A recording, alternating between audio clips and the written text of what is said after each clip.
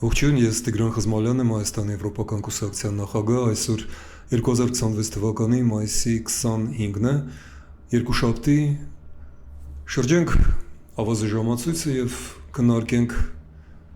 անցած օրերի և սկսվող շաբաթվա գլխավոր իրադարձությունները։ Բաժանեցի այսօրվա մեր թեմաները 3 մասի։ Ռուսաստանը պարտվում է Ուկրաինայում, բայց դեռևս հաղթում է Հայաստանում։ Սկսվում է Միացյալ Նահանգների պետքարտուղար Մարկո Ռուբիոյի այցը տարածաշրջան, այդ թվում նաև Հայաստան, և մենք ունենք քաղբանտարկյալ Հայաստանում։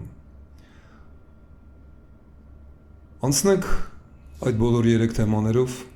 քանի դեռ ծորում է ավազը ժամացույցում։ Միացյալ Նահանգները և Իրանը կարծես թե հասան որոշակի համաձայնությանը և ևս 2 ամսով հետաձգեցին պատերազմի վերսկսումը, այսինքն Իրանը գիտակցում է, որ շարունակել պատերազմը շատ վտանգավոր է և համաձայնվում է Միացյալ Նահանգների գլխավոր պահանջներին հրաժարվել միջուկային զենքի մշակումից և պատրաստումից և ինչը կարևոր է ողջ աշխարհի համար, բացել Հորմուզի նեղուցը։ Կարելի է քննարկել ինչ կարևոր նշանակություն այդ ամենն ունի միջազգային տնտեսության համար, բայց ես կկենտրոնանամ այս հարցի միայն այն աստառի այն մասին վրա, որը վերաբերվում է իմ կարծիքով Հայաստանին։ Ինչ վիճակում է հայտնվել Հայաստանը այս արդեն 2 ամիս տևող Միացյալ Նահանգների և Իսրայելի մի կողմից և Իրանի մյուս կողմից հակամարտության արդյունքում։ Իրանում չի փոխվել քաղաքական համակարգը։ Իրանը էլ ավելի մեկուսացավ և թուլացավ տնտեսական առումով, բայց ռեժիմը ամրացավ, դաժանությունը պահպանվում է, ժողովուրդը մնում է լուռ և անչափ ծանր վիճակում, իսկ սա նշանակում է, որ Իրանը չի դառնում արևմուտքի գլխավոր կամ գոնե կարևորագույն դաշնակիցը և գոնե գործընկերը արևմուտքի համար։ Տարածաշրջանում Միացյալ Նահանգների գլխավոր դաշնակիցը մնում է Թուրքիան, հետևաբար նաև Ադրբեջանը։ Ես տվյալ դեպքում նկատի չունեմ Իսրայելը, որովհետև Իսրայելը այնուամենայնիվ մեր տարածաշրջանի երկիր չէ, ու թեև անչափ ներգրավված է այս զարգացումներին, Իսրայելի դերը օբյեկտիվ ասած մեզ համար ավելի բարենպաստ կլիներ, եթե Իրանում սկսվեր ժողովրդավարական կամ ասեմ ավելի զգույշ, երբ որ Իրանում կսկսվեն ժողովրդավարական փոփոխությունները, բարեփոխումները, առայժմ դա տեղի չի ունենում և Միացյալ Նահանգները շարունակում են հենվել Թուրքիայի վրա, իսկ դա ոչ մի լավ բան, ինչպես միշտ Հայաստանին չի բերում։ Եվ այն հանգամանքը, որ վերջին օրերին Թուրքիան մեկը մյուսի հետևից փոքր քայլեր է անում Հայաստանի հետ առևտուրը բացելու, դա անչափ կարևոր է Հայաստանի տնտեսության համար, բայց քաղաքական և քաղաքակրթական առումով նույնպես պարունակում է իր մեջ մարտահրավերներ և վտանգներ։ Դրանք բոլորը հայտնի են և ես չեմ ուզում ասել ձեզ այն, ինչ դուք շատ լավ գիտեք առանց իմ ասացի էլ։ Ես ընդամենը ուզում եմ ընդգծել, որ Մարկո Ռուբիոյի այցելությունը ամենայն հավանականության կունենա ավելի ճիշտ երևանյան այդ այցելության մասը որպես հենարան թրիփի շարունակությունը, ինչը անչափ նպաստում է Թուրքիայի դերի ծավալմանը, կասեմ այսպես, եւ ուժեղացմանը, Իրանի դերի նվազեցմանը եւ Հայաստանը մնում է կախյալ վիճակում եւ Թուրքիայից եւ Ադրբեջանից։ Եվրամիության գլխավոր նախագիծը տարածաշրջանում հյուսիս-հարավ ճանապարհը նույնպես մնում է արկախված։ Արդյոք դա ստեղծում է անխուսափելի իրավիճակ եւ ապացուցում է, որ Երևանի որդեգրած քաղաքականությունը Թուրքիա եւ Ադրբեջանի հանդեպ միակ ճիշտն է եւ չունի այլ ընտրանք։ Ոչ, ես պնդում եմ, որ դա այդպես չէ եւ կրկնեմ իմ փաստարկներից իմ կարծիքով այս պահին ամենակարևորը տնտեսական փաստարկներից, քաղաքական եւ քաղաքակրթական փաստարկները անչափ շատ են։ Տնտեսական առումով մեզ ասում են, որ Թուրքիայի միջոցով մենք կկարողանանք ավելի մոտ լինել եվրոպական շուկաներին։ Այդպես է դա թե ոչ։ Եվ այո եւ ոչ։ Բանն այն է, որ Հայաստանը կորցրել է նախաձեռնությունը։ Նախաձեռնությունը կլիներ մեր ձեռքում, եթե Հայաստանը, կներեք, որ անընդհատ կրկնում եմ դա, բայց դա այբուբենն է քաղաքական։ Եթե Հայաստանը ինքը դիմեր Եվրամիության անդամակցության խնդրանքով, ապա կստանար ազատ տնտեսական գոտու մասնակցի կարգավիճակ որպես թեկնածու երկիր,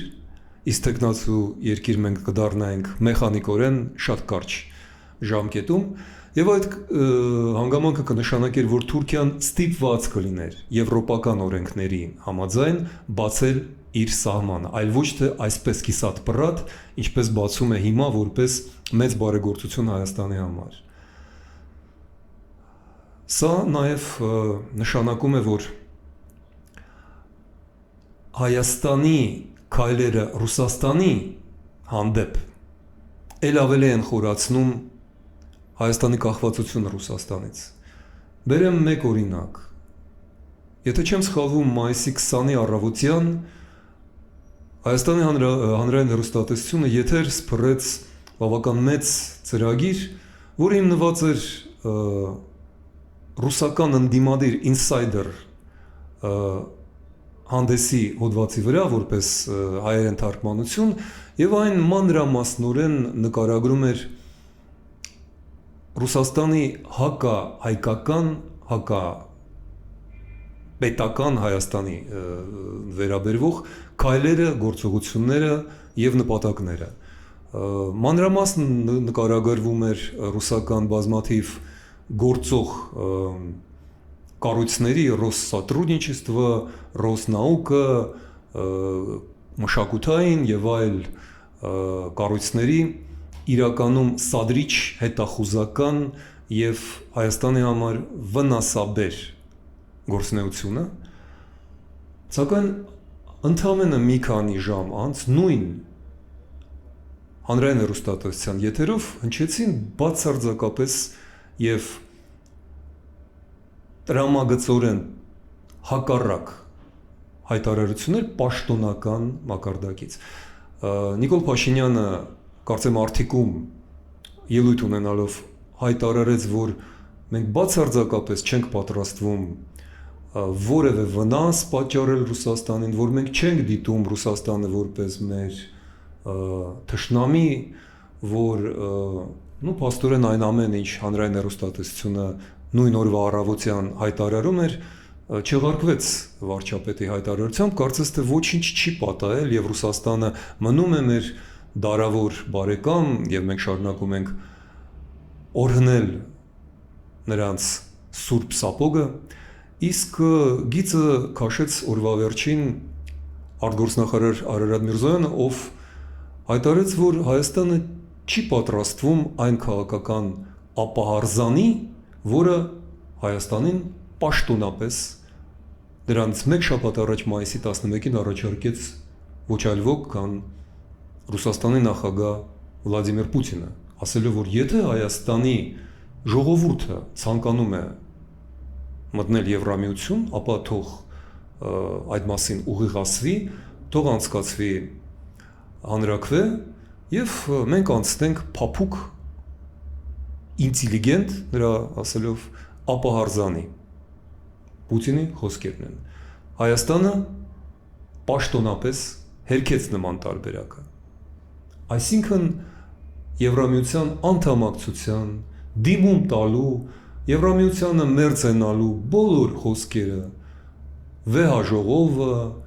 խոստումները այս տարի, անցյալ տարի, մի տարի անց, մեկ ամիս անց, այն ինչ որ մենք լսել ենք վերջի տարիներին, այս ամենը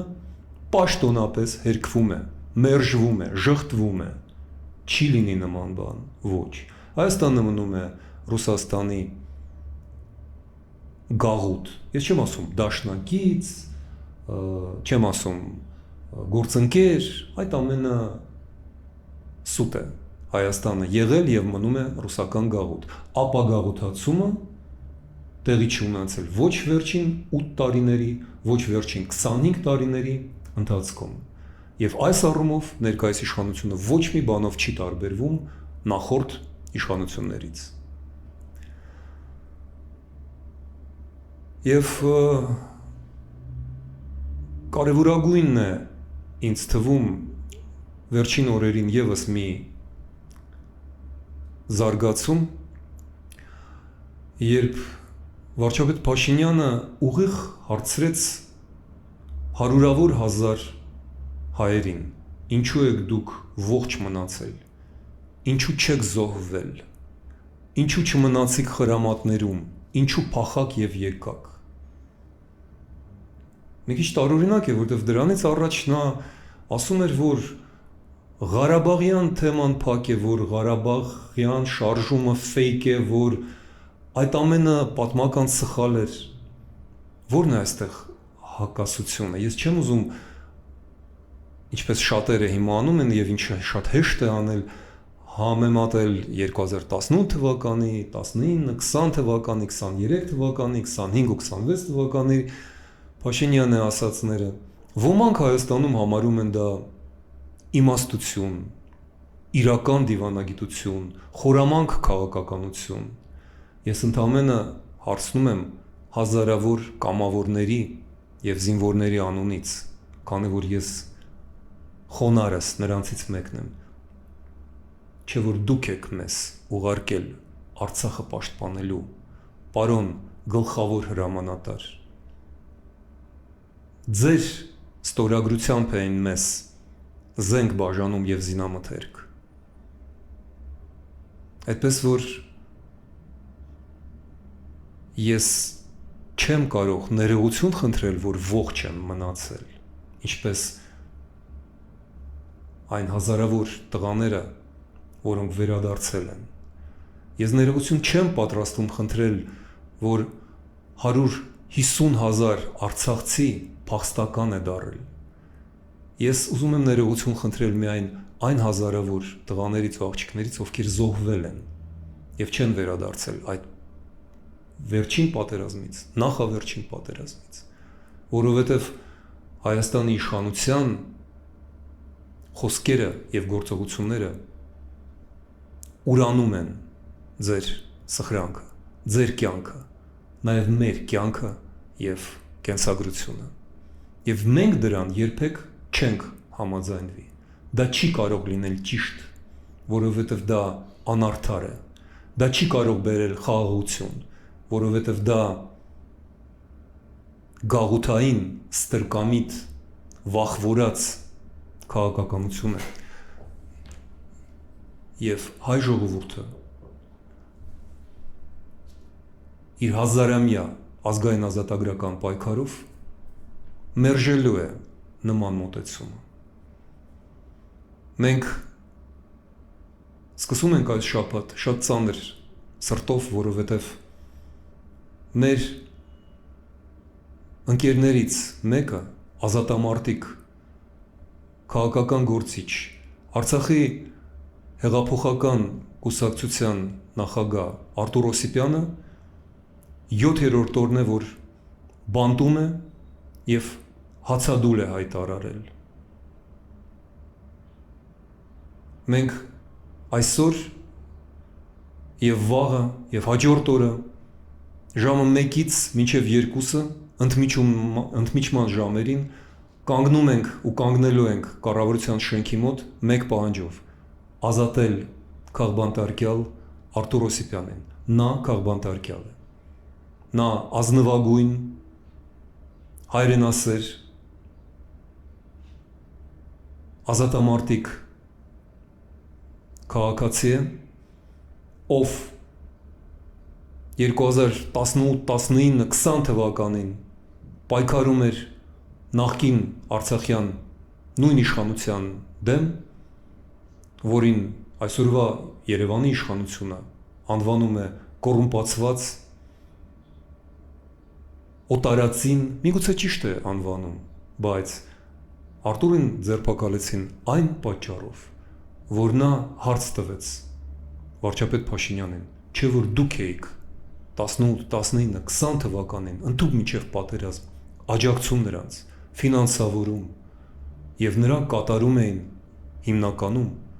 Երևանից եկած հրամանները, իսկ այն որ նրանք մնում էին Մոսկվայի վերահսկողության տակ, դա ճիշտ է, բայց ճիշտ է նաև որ Հայաստանում Հայաստանի կառավարությունը իր բոլոր կառույցներով ԱԱԾ-ից մինչև ներքին գործեր, գլխավոր շտաբից մինչև կառավարության մակարդակ նույնպես շարունակում է մնալ ռուսական վերահսկողության տակ եւ դրա ապացույցն է այն, որ ընդամենը 2-3 օր առաջ Հայաստանի վարչապետը եւ արտգործնախարարը հրաժարվել են այն միակ ճիշտ քայլը անելու, այն մատի միակ շարժումը, որը կյանք, անվտանգություն եւ խաղաղություն կբերի Հայաստանին, միանալը Եվրոմիությանը։ Ահա ինչու Հայաստանի եվրոպական կուսակցությունը շարունակում է հակադրվել եւ նախկիններին, եւ ներկաներին, որովհետեւ մեծ հաշվով, մեր խորին համոզմամբ իրենք նույն օլիգարխիկ կլանի ներկայացուցիչներն են եւ նրանք ծառայում են Կրեմլին եւ թող ոչ ոքի չխափի Կրեմլի այն հալածանքները, պատժամիջոցները, որոնցով սպառնում են այս կառավարությանը, որովհետև մենք նույնը լսել ենք, տեսել ենք եւ նախկին, եւ նախկինում, եւ 8 տարի առաջ, եւ 10 տարի առաջ եղել են եւ Վերին Լարսում, եւ այլ տեղերում Ռոսսելխոզնադզորի կամ Ռոսպատրեբնադզորի կամ չգիտեմ ելում բացահայտումները հայկական ջերմուկում, կոնյակում, ծաղիկներում, մրգերում, բանջարեղեններում եւ եղել են նույն սպառնալիքները գազի գնի բարձրացման մասին եւ այլն եւ այլն եւ այլն։ Դա նորություն չէ մեզ համար։ Մենք 1991 թվականից ապրել ենք նման սպառնալիքների ներքո։ Հենց ռուսական հատուկ ծառայությունների կողմից էին պայթեցվում գազամուղները Հայաստան մտնող։ Մենք այդ ամենը հիշում ենք եւ հարցը այստեղ բոլորովին այլ է։ Իսկ ինչ եք դուք արել այս 8 տարիների ընթացքում։ Իսկ ինչ են արել հայկական իշխանությունները նախորդ տասնամյակներում, որպեսզի այդ անիցիալ կախվածությունը նվազի։ Որովհետև Վրաստանը Սաակաշվիլի օրոք, Մոլդովան Մայա Սանդոյի օրոք ապացուցեցին, որ ելք կա, եւ այդ ելքը Եվրամիության մուտքն է, եւ այդ դեպքում Եվրոպան պատրաստ էր եւ պատրաստ է օգնել մեզ եւ տնտեսապես, եւ ֆինանսական, եւ անվտանգության, պաշտպանության իմաստներով։ Դա է միակ ելքը։ Ինչու Հայաստանի իշխանությունները չեն գնում դրան։ Պարզից պարզ, որովհետև ընտրություններում, իսկ այդ ընտրությունը նրանք արել են։ Նրանք ապավինում են ոչ թե Եվրոպային եւ ապագաղութացմանը, այլ Պուտինի եւ Ալիևի հետ պայմանավորվածություններին եւ գործարքներին։ Իսկ այն, որ այստեղ գալիս է Միացյալ Նահանգների հերթական բարձրաստիճան պաշտոնյան, թող ոչ ոքի չխաբի։ Նման պաշտոնյաները գալիս են եւ Հունգարիա վերջերս Օրբանին աջակցելու։ Այդպես որ եկեք չշփոթենք Միացյալ Նահանգների այսօրվա վարչակազմի գործողությունը, նպատակները եւ քաղաքականությունը Եվրոմիության քաղաքականության հետ։ Ցավոք սրտի մենք հիշում ենք 2020 թվականի նույն Դոնալդ Թրամփի դիրքորոշումը։ Այդպես որ Միացյալ Նահանգները դիտում են մեզ որպես Կասպիան ռեգիոնի, այլ ոչ թե հարավ-արևելյան Եվրոպայի մասը։ Այսպիսին է սկսվող շաբաթը։ Եկեք գոտապնդվենք եւ պատրաստ լինենք պայքարի հանուն ապագաղութացում, ազատություն եւ անկախություն։ Կհանդիպենք վաղը։